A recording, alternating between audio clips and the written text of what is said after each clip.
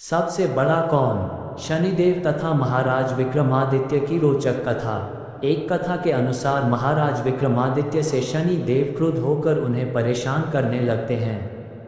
बहुत समय तक कष्ट देने के बाद शनिदेव ने विक्रमादित्य के क्षमा मांगने पर उन्हें प्रसन्न करने के उपाय बताए।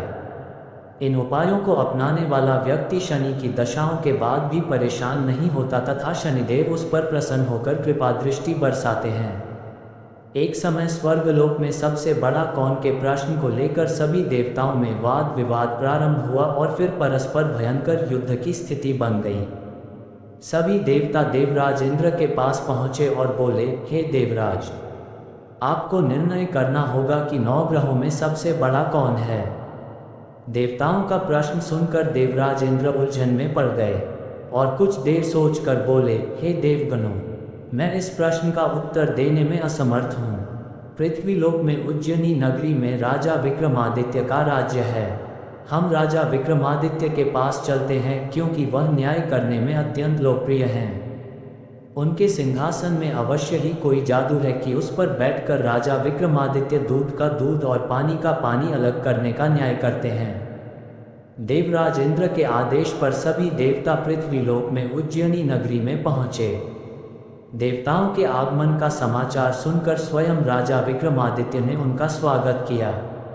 महल में पहुंचकर जब देवताओं ने उनसे अपना प्रश्न पूछा तो राजा विक्रमादित्य भी कुछ देर के लिए परेशान हो उठे, क्योंकि सभी देवता अपनी अपनी शक्तियों के कारण महान शक्तिशाली थे। किसी को भी छोटा या बड़ा कह देने से उनके क्रोध के प्रकोप से भयंकर हानि पहुंच सकती थी। तभी राजा विक्रमादित्य को एक उपाय सूझा और उन्होंने विभिन्न धातुओं स्वर्ण, रजत, कांसा, तांबा, सीसा, रांगा, जस्ता, अभ्रक व लोहे के 9 आसन बनवाए।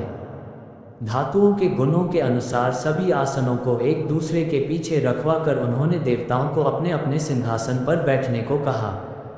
सब देवताओं के बैठने के बाद राजा विक्रमादित्य ने कहा, आपका निर्णय तो स्वयं हो गया। जो सबसे पहले सिंहासन पर विराजमान है वही सबसे बड़ा है। राजा विक्रमादित्य के निर्णय को सुनकर शनि देवता ने सबसे पीछे आसन पर बैठने के कारण अपने को छोटा जानकर क्रोधित होकर कहा, राजन, तुमने मुझे सबसे पीछे बैठाकर मेरा अपमान किया है। तुम मेरी शक्तियों से परिचित नहीं हो। मैं तुम्हारा सर्वनाश कर दूंगा। सूर्य एक राशि पर 1 महीने, चंद्रमा 2.25 दिन, मंगल 1.5 महीने, बुध और शुक्र 1 महीने, बृहस्पति 13 महीने रहते हैं, लेकिन मैं किसी राशि पर 7.5 वर्ष रहता हूँ। बड़े बड़े देवताओं को मैंने अपने प्रकोप से पीड़ित किया है। राम को 7.5 के कारण ही वन में जाकर रहना पड़ा और रावण को 7.5 के कारण ही युद्ध में मृत्यु का शिकार बनना पड़ा। उसके वंश का सर्वनाश हो गया। राजा, अब तू भी मेरे प्रकोप से नहीं बच सकेगा। राजा विक्रमादित्य शनि देवता के प्रकोप से थोड़ा भयभीत तो हुए, लेकिन उन्होंने मन में विचार किया, मेरे भाग्य में जो लिखा होगा ज़्यादा से ज़्यादा वही तो होगा। फिर शनि के प्रकोप से भयभीत होने की आवश्यकता क्या है। उसके बाद अन्य ग्रहों के देवता तो प्रसन्नता के साथ वहाँ से चले गए, लेकिन शनिदेव बड़े क्रोध के साथ वहाँ से विदा हुए। राजा विक्रमादित्य पहले की तरह ही न्याय करते रहे। उनके राज्य में सभी स्त्री पुरुष बहुत आनंद से जीवन यापन कर रहे थे। कुछ दिन ऐसे ही बीत गए। उधर शनिदेवता अपने अपमान को भूले नहीं थे। विक्रमादित्य से बदला लेने के लिए एक दिन शनिदेव ने घोड़े के व्यापारी का रूप धारण किया और बहुत से घोड़ों के साथ उज्जैनी नगरी में पहुँचे। राजा विक्रमादित्य ने राज्य में किसी घोड़े के व्यापारी के आने का समाचार सुना तो अपने अश्वपाल को कुछ घोड़े खरीदने के लिए भेजा। अश्वपाल ने वहां जाकर घोड़ों को देखा तो बहुत खुश हुआ, लेकिन घोड़ों का मूल्य सुनकर उसे बहुत हैरानी हुई। घोड़े बहुत कीमती थे। अश्वपाल ने जब वापस लौटकर इस संबंध में बताया तो राजा ने स्वयं आकर एक सुंदर व शक्तिशाली घोड़े को पसंद किया। घोड़े की चाल देखने के लिए राजा उस घोड़े पर सवार हुआ तो वह घोड़ा बिजली की गति से दौड़ पड़ा। तेजी से दौड़ता हुआ घोड़ा राजा को दूर एक जंगल में ले गया और फिर राजा को वहां गिराकर जंगल में कहीं गायब हो गया। राजा अपने नगर को लौटने के लिए जंगल में भटकने लगा, लेकिन उसे लौटने का कोई रास्ता नहीं मिला। राजा को भूख प्यास लग आई। बहुत घूमने पर उसे एक चरवाहा मिला। राजा ने उससे पानी मांगा। पानी पीकर राजा ने उस चरवाहे को अपनी अंगूठी दे दी। फिर उससे रास्ता पूछकर वह जंगल से बाहर निकलकर पास के नगर में पहुंचा। राजा ने एक सेठ की दुकान पर बैठकर कुछ देर आराम किया। उस सेठ ने राजा से बातचीत की तो राजा ने उसे बताया कि मैं उज्जैनी से आया हूँ। राजा के कुछ देर दुकान पर बैठने से सेठ जी की बहुत बिक्री हुई। सेठ ने राजा को बहुत भाग्यवान समझा और उसे अपने घर भोजन के लिए ले गया। सेठ के घर में सोने का एक हार खूंटी पर लटका हुआ था। राजा को उस कमरे में अकेला छोड़कर सेठ कुछ देर के लिए बाहर गया। तभी एक आश्चर्यजनक घटना घटी। राजा के देखते देखते सोने के उस हार को खूंटी निगल गई। सेठ ने कमरे में लौटकर हार को गायब देखा तो चोरी का संदेह राजा पर ही किया, क्योंकि उस कमरे में राजा ही अकेला बैठा था। सेठ ने अपने नौकरों से कहा कि इस परदेसी को रस्सियों से बांधकर नगर के राजा के पास ले चलो। राजा ने विक्रमादित्य से हार के बारे में पूछा तो उसने बताया कि उसके देखते ही देखते खूंटी ने हार को निगल लिया था।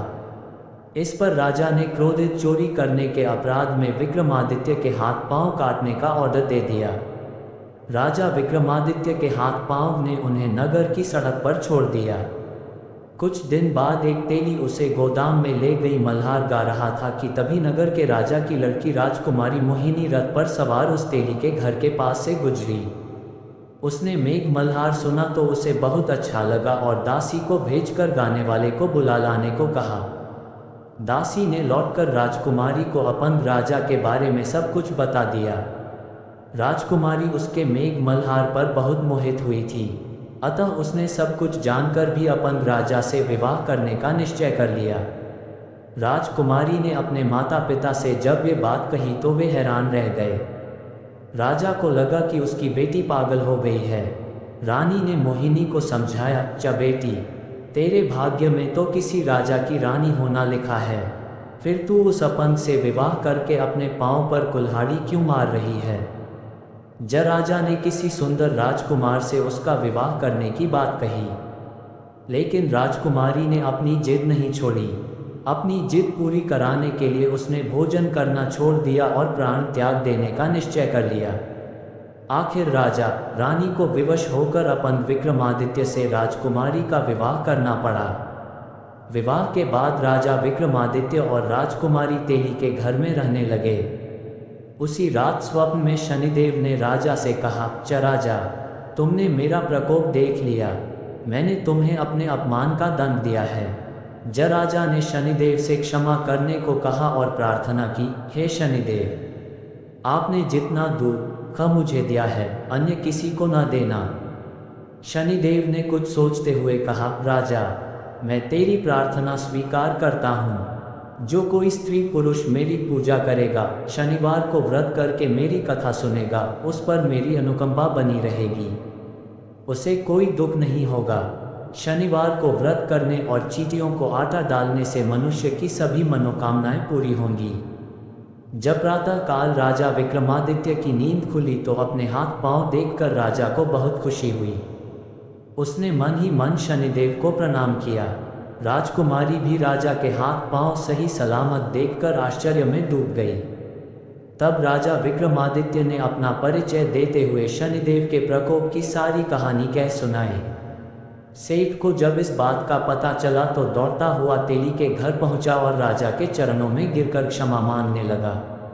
राजा ने उसे क्षमा कर दिया, क्योंकि यह सब तो शनिदेव के प्रकोप के कारण हुआ था। सेठ राजा को अपने घर ले गया और उसे भोजन कराया। भोजन करते समय वहाँ एक आश्चर्यजनक घटना घटी। सबके देखते देखते उस खूंटी ने वह हार उगल दिया। सेठ जी ने अपनी बेटी का विवाह भी राजा के साथ कर दिया और बहुत से स्वर्ण आभूषण, धन आदि देकर राजा को विदा किया। राजा विक्रमादित्य राजकुमारी मोहिनी और सेठ की बेटी के साथ उज्जैनी पहुँचे तो नगर वासियों ने हर्ष से उनका स्वागत किया। उस रात उज्जैनी नगरी में दीप जलाकर लोगों ने दिवाली मनाई। अगले दिन राजा विक्रमादित्य ने पूरे राज्य में घोषणा करवाई, शनि देव सब देवों में सर्वश्रेष्ठ हैं। प्रत्येक स्त्री पुरुष शनिवार को उनका व्रत करें और व्रत कथा अवश्य सुनें। राजा विक्रमादित्य की घोषणा से शनिदेव बहुत प्रसन्न हुए। शनिवार का व्रत करने और कथा सुनने के कारण सभी लोगों की मनोकामनाएं शनिदेव की अनुकंपा से पूरी होने लगीं। सभी लोग आनंदपूर्वक रहने लगे।